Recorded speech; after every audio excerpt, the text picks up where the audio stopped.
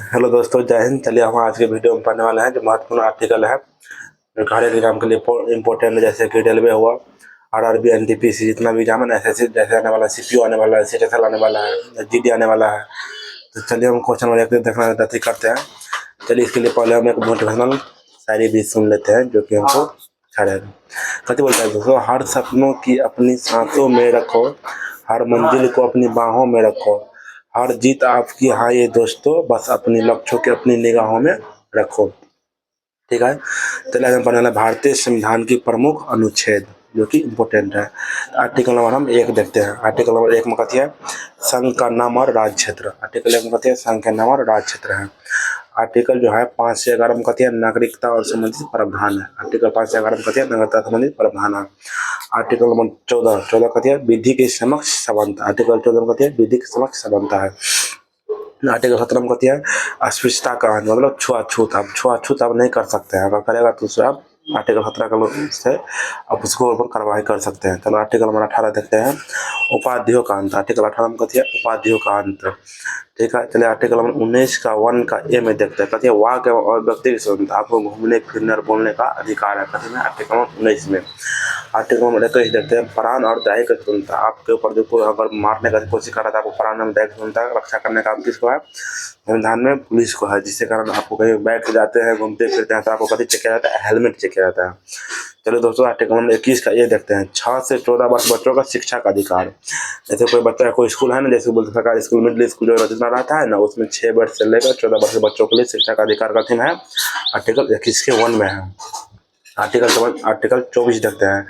Article 24 में कहते हैं कारखानों में बालक और नियोजनों का प्रतिषेध। अब आर्टिकल 24 यही कह रहा है जब किसी भी बालक जो है ना उसको आप कोई भी कारखाना में काम नहीं करा सकते हैं। ठीक है, ये आर्टिकल नंबर 25। आर्टिकल नंबर 25 में किसको बोलते हैं, कथी होता है धर्म का और आचरण की प्रचार। आप किसी भी धर्म को है ना आप उसको प्रचार कर सकते हैं, आपको कुछ बोल नहीं सकता है। ठीक है दोस्तों, चलिए आर्टिकल 32 देखते हैं संवैधानिक उपचारों का अधिकार। आर्टिकल 32 में कहते हैं संवैधानिक उपचारों का अधिकार। एक इंपॉर्टेंट क्वेश्चन है हर एक एग्जाम में आता है, आप लोग इसको याद रखें। आर्टिकल 32। आर्टिकल नंबर 37 देखते हैं। 37 में कहते हैं राज्य की नीति निर्देशक तत्वों की न्यायालय की अपरिवर्तनीय। कहती है आर्टिकल 37 में राज्य की नीति निर्देशक तत्वों की न्यायालय में अपरिवर्तनीय। चलिए दोस्तों आर्टिकल 38 देखते हैं। 38 में कहती है लोक कल्याणकारी राज्य की स्थापना। आर्टिकल 38 कहती बोला है लोक कल्याणकारी राज्य की स्थापना है। आर्टिकल 39A 39 में कहते हैं निःशुल्क विधिक सहायता। आप किसी भी काम करा सकते हैं, निःशुल्क विधिक सहायता करा सकते हैं। ठीक है, आप किसी भी व्यक्ति को निःशुल्क विधिक सहायता नहीं करा सकते हैं। आर्टिकल नंबर 40 देखते हैं। आर्टिकल 40 में कहते हैं ग्राम पंचायतों का संगठन। आर्टिकल 40 में कहते हैं ग्राम पंचायतों का संगठन है। चलिए आर्टिकल नंबर 44 देखते हैं समान नागरिक सहित। आपको सबको जितना भी नागरिक है सबको समान सबको चलना पड़ता है। आर्टिकल जो 47 है इसमें कथी होता है, आर्टिकल 47 को बोलते हैं पोषण का अधिकार और मादक पेय पदार्थ। आप पोषण का अधिकार मतलब आपको है आप मादक पेय पदार्थ आप जिससे गांजा भांग मसाला आप नहीं बेच सकते हैं, सब रोक है। Article number 48। आर्टिकल नंबर 48 कैसे बोलते हैं कृषि और पशुपालन का संगठन। आर्टिकल 48 में कहते हैं कृषि और पशुपालन का संगठन। एक क्वेश्चन भी इंपॉर्टेंट है आर्टिकल 48।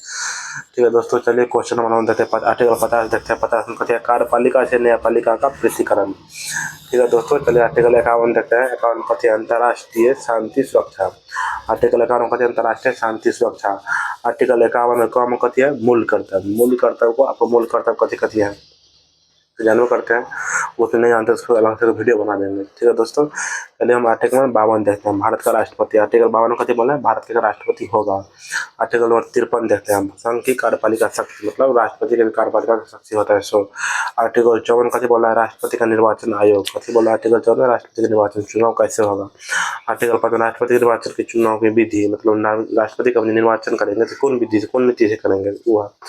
आर्टिकल नंबर 56 जैसे नीति है तो कौन नीति होता है मत पद नीति से होता है।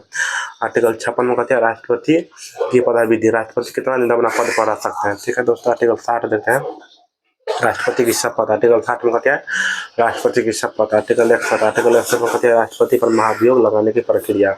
पच्चीस लगते हैं लोकसभा से या राज्यसभा से महाभियोग राष्ट्रपति पर लगा सकते हैं। आर्टिकल नंबर 30 देखते हैं।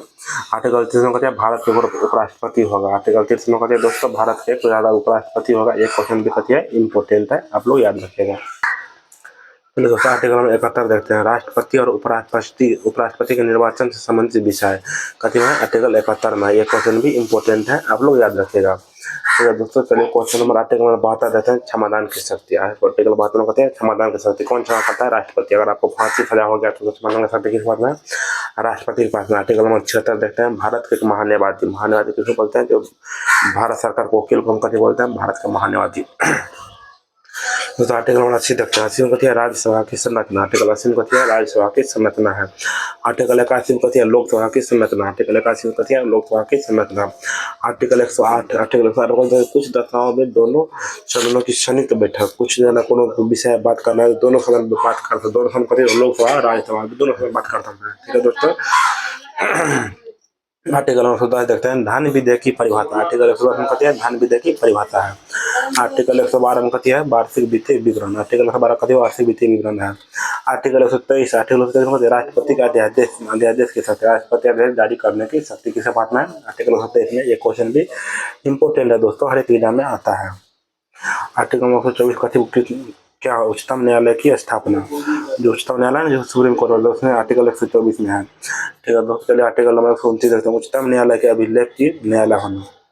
ठीक है दोस्तों, चलिए आर्टिकल 144 देखते हैं। उच्चतम न्यायालय से परामर्श करने की राष्ट्रपति की शक्ति। ठीक है दोस्तों, चलिए क्वेश्चन नंबर 148 में। आर्टिकल 148 में देखते हैं भारत का नियंत्रक महालेखा परीक्षक किसमें? आर्टिकल 148 में है। आर्टिकल 149 देखते हैं नियंत्रक महालेखा परीक्षक के कर्तव्य और शक्तियाँ किसी में? आर्टिकल 149 में। आर्टिकल 153 में कथी बोलकर क्या होता है? राज्य के राज्यपाल। आर्टिकल 153 में कहती है राज्यों के राज्यपाल होगा। ये क्वेश्चन भी इंपॉर्टेंट है, तो याद रखिएगा। आर्टिकल 161 में कहती है राज्यपाल की क्षमादान की शक्ति। राज्यपाल के भी क्षमादान की शक्ति होता है जो कथी में? आर्टिकल 161 में। आप लोग क्वेश्चन भी कहती है इंपॉर्टेंट है, आर्टिकल 161 आप लोग याद रखिएगा। आर्टिकल 165 में कहती है राज्य की महाधिवक्ता। आर्टिकल 165 में कहती है राज्य में भी महाधिवक्ता होगा। ये क्वेश्चन भी इंपॉर्टेंट है, जो कि राज्य सरकार का भी एक वकील होगा। आर्टिकल 213 में कहते हैं राज्यपाल की शक्ति। राज्यपाल की जो शक्ति होता है कथी में? आर्टिकल 213 में है। आर्टिकल 213 में है, बोलने में मिस्टेक हो गया। आर्टिकल 213 में कहते हैं राज्यपाल की शक्ति।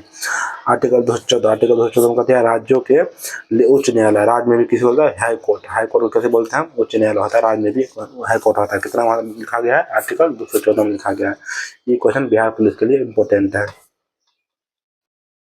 चलिए आर्टिकल नंबर 215 देखते हैं। उच्च न्यायालय की अभिलेखों का न्यायालय कितना में है? आर्टिकल 215 में है।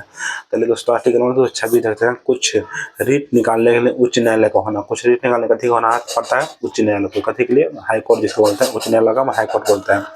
आर्टिकल 246 के ए में कथी है? जीएसटी। कथी है? जीएसटी जो अपना भरते हैं कथी में? आर्टिकल 246 में ए में है। आर्टिकल 230 आर्टिकल 230 में कहते हैं अंतर्राष्ट्रीय परिषद का गठन। आर्टिकल 230 में कहते हैं अंतर्राष्ट्रीय परिषद का गठन। आर्टिकल 266 में कहती है संचित निधि। आर्टिकल 266 में कहते हैं संचित निधि है।